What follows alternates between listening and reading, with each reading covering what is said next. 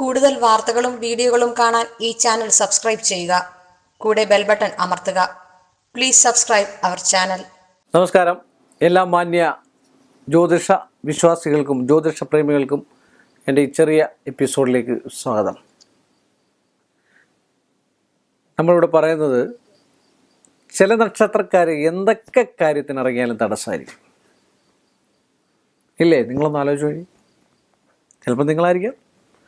ഏത് കാര്യത്തിനിറങ്ങിയാലും ആദ്യം തടസ്സം വരും, പിന്നെ വിജയം ഉണ്ടാകുന്ന ചില നക്ഷത്രക്കാരുണ്ട്. ആദ്യം നമ്മളെ ഇട്ട് കറക്കി വല്ലണ്ടാക്കും, അതിനുശേഷം നമുക്കൊരു വിജയസാധ്യത ഉണ്ടാക്കി തരും. ഇല്ലേ?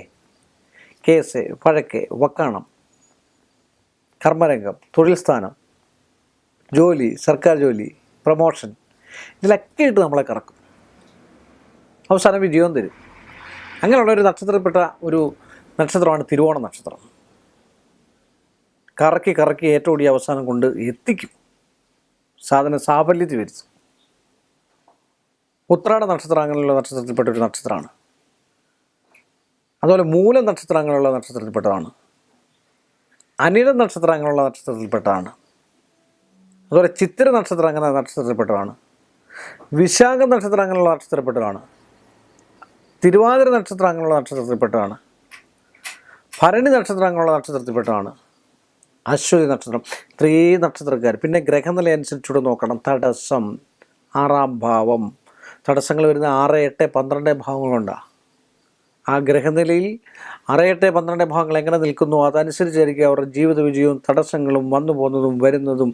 വരും വരായികൾ ചിന്തിച്ച് നമ്മൾ പ്രവർത്തിച്ചു കഴിഞ്ഞാൽ നമുക്കൊരു ദോഷവും വരത്തില്ല, നന്മ മാത്രമേ ഉണ്ടാകത്തുള്ളൂ. ഈശ്വര ധ്യാനം മതി, അതിനുള്ള പരിഹാരങ്ങൾ ചെയ്യുക. നമ്മളോട് നന്മയിലേക്ക് മാറുക എന്നാണ് എപ്പോഴും ഞാൻ പറയുന്നത്. നമ്മൾ നന്മയിലേക്ക് മാത്രമേ, നന്മയുടെ പാത അങ്ങോട്ട് തെളിച്ചിട്ട് കൊടുക്കുക. ഭഗവാൻ ഇങ്ങോട്ട് വരും, നമ്മൾ ഒരു സ്റ്റെപ്പ് അങ്ങോട്ട് വെച്ച് കൊടുക്കുക, 10 സ്റ്റെപ്പ് തിരിച്ചു വെച്ച് തരും എന്നാണ് പറയുന്നത്. അപ്പോൾ അതുകൊണ്ട് എല്ലാവർക്കും നന്മ ഉണ്ടാകട്ടെ എന്ന് പ്രാർത്ഥിച്ചുകൊണ്ട് ഈ ഒരു എപ്പിസോഡ് ഞാൻ വൈൻഡപ്പ് ചെയ്യുന്നു. മറ്റൊരു നല്ലൊരു വിഷയമായി നിങ്ങളുടെ മുമ്പിൽ എത്തുന്നവരെ എല്ലാ മാന്യ പ്രേക്ഷകർക്കും എൻ്റെ നിശ്ചയമായ നന്ദിയും കടപ്പാടും. കൂടുതൽ വാർത്തകളും വീഡിയോകളും കാണാൻ ഈ ചാനൽ സബ്സ്ക്രൈബ് ചെയ്യുക. കൂടെ ബെൽ ബട്ടൺ അമർത്തുക. Please subscribe our channel.